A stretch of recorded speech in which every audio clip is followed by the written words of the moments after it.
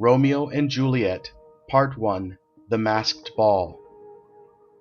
There was a long-standing feud between the houses of Montague and Capulet, two of the noblest families of ancient Italy, and the narrow streets of Verona rang constantly with the sound of brawl and strife.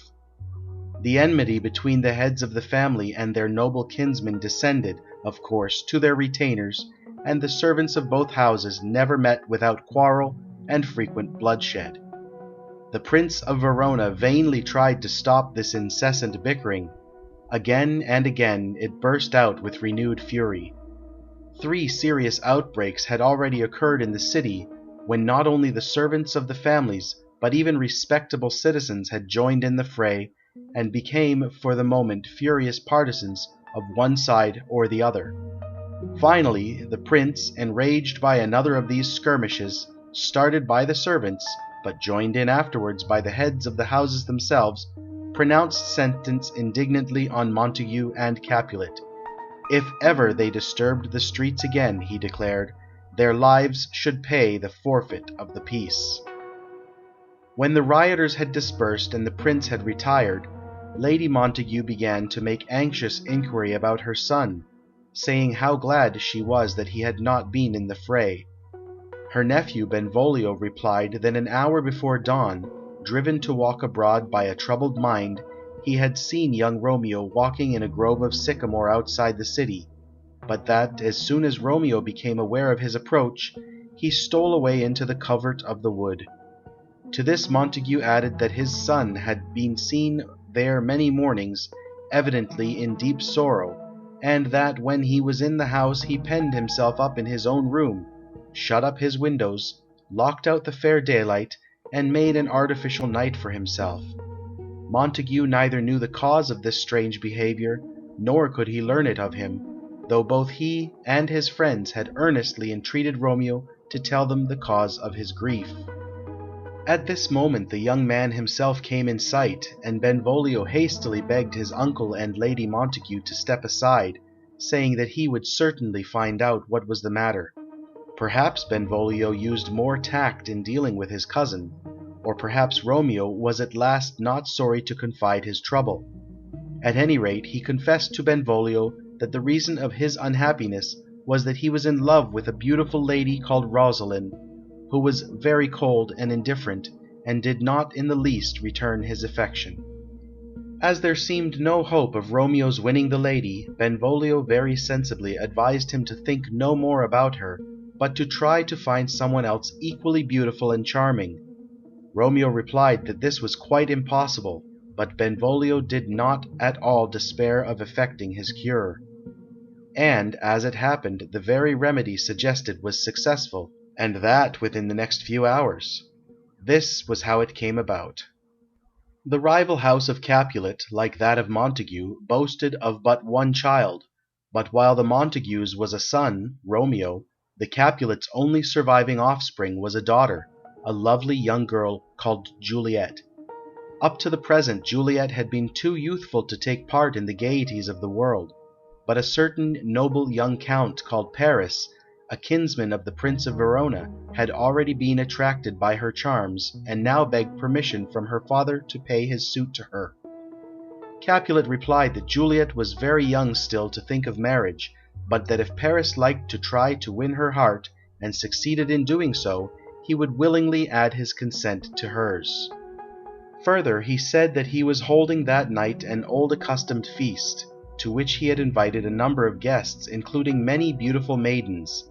Among them Paris would behold his daughter, and he could then compare her with others, and judge whether she still surpassed them, as he now thought. He was to see all, hear all, and to like her the best whose merit should be the most. The servant sent out by Capulet to carry his invitations was no scholar, and happening to meet Romeo and Benvolio, he appealed to them to read over to him the list of invited guests. Among the names written there, Romeo found that of Rosaline, with other admired beauties of Verona, and Benvolio advised him to go to the ball, and without prejudice to compare her face with some of the other ladies present.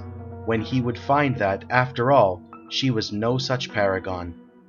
Romeo replied that he would go, not for this reason, but to delight in the splendour of his own lady. Even although it was to an enemy's house he was going, and he was placing himself in grave peril if his identity were discovered, it was not a difficult matter for Romeo to gain admittance to the Capulets, for all the guests were to go in fancy dress and wear masks. Romeo chose the disguise of a pilgrim.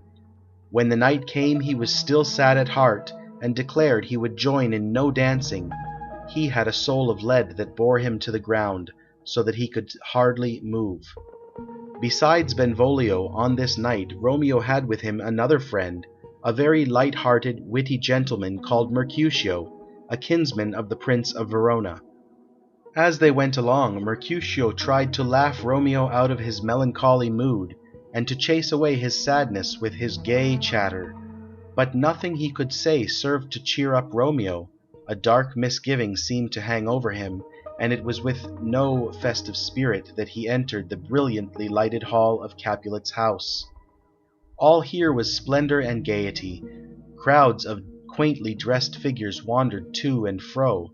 Capulet himself, with his daughter Juliet and others of his house, received the guests and gave them a hearty welcome. Then the music began, and the dancers grouped themselves for the stately and graceful measures of those days. Romeo was late in arriving, and the dancing had already begun when he entered the hall. He stood for a while looking on at the scene. His Rosaline, no doubt, was there, among other proud beauties of Verona, but tonight her sway was to be broken for ever. For there among the dancers was one who far surpassed her fellows, even as a snowy dove trooping with crows.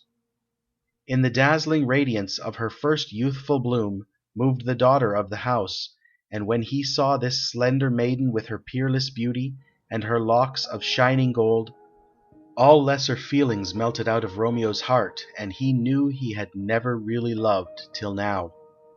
Romeo's half-uttered exclamations of rapture were overheard by a nephew of Lady Capulet's, a fiery nobleman called Tybalt, always ready for brawls and quarrelling. "This, by his voice, should be a Montague," he said, and immediately ordered his page to fetch his rapier. "How dares the slave come hither, covered with an antic face, to fleer in scorn at our solemnity? Now, by the honour of my kin, I would hold it no sin to strike him dead." "Why, how now, kinsman? Why do you storm so?" asked Capulet. "Uncle, this is a Montague, our foe, a villain who has come here in spite to scorn at our solemnity." "Young Romeo, is it? It is he, that villain Romeo."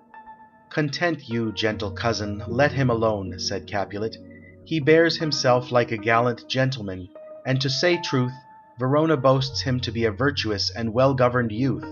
I would not for the wealth of all the town do him any wrong here in my house. Therefore be patient, take no notice of him. It is my will, and if you respect it, show an amiable face, and put off those frowns, which are not a pleasing expression at a feast." "It fits when such a villain is a guest," said Tybalt sullenly. "I'll not endure him."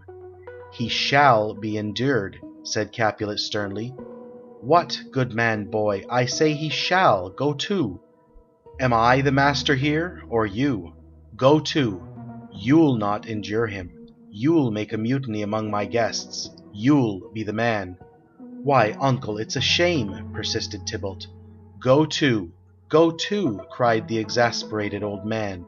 "You are a saucy boy. Go. Be quiet, or more light, I'll make you quiet." Burning with wrath against Romeo, and furious at the rebuke which his presumption had won from his uncle, Tybalt withdrew, silenced for the moment, but his heart filled with the bitterest spite, and determining to be revenged at the first opportunity for the humiliation he had suffered. In the meanwhile the dance was ended, and Romeo had been able to approach Juliet. In his rôle of a pilgrim he carried on with her a half-jesting conversation which barely veiled the deep devotion he was already beginning to feel, and, according to the customs of those days, he was even permitted to salute the lady with a courteous kiss. Their conversation was interrupted by Juliet's nurse, who came to summon Juliet to her mother, and then Romeo learnt for the first time that the young girl who had so enchanted him was the daughter of the house, a Capulet, the child of his foe. And a few minutes later, Juliet, also making eager inquiry about the young guest in the guise of a pilgrim, heard that his name was Romeo, a Montague, the only son of the great enemy of her father's house.